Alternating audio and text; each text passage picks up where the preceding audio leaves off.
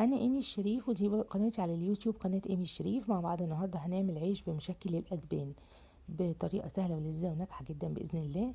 وجبة لذيذة يعني، نوع من التجديد، وفي نفس الوقت تمشي عشاء، تمشي فطار مع الولاد، تديها لهم في المدرسة. يعني وصفة ظريفة جدا.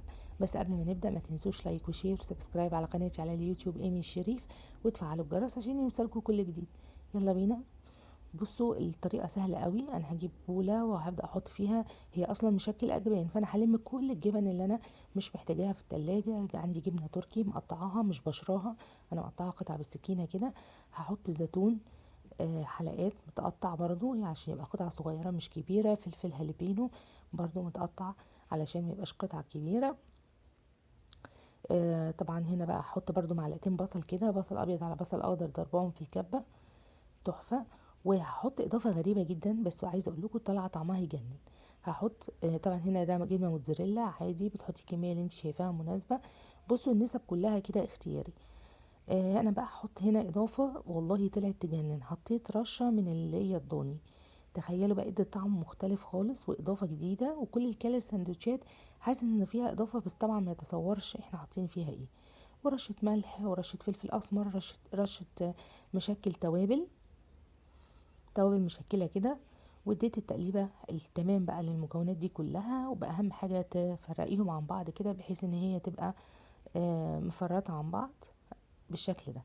ده هيسهل عليكي قوي ان وانتي بتحشي السندوتشات تتحشى معاكي بسرعه.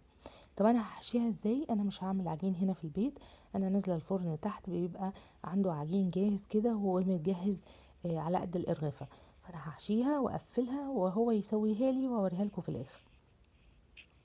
بصراحة دي اسهل طريقة، انا بحب كده علشان يعني اسرع الموضوع لما اكون ماليش مزاج ان انا اعمل غدا، فبيبقى هو مشوار الفرن بيبقى حاجة في السريع كده.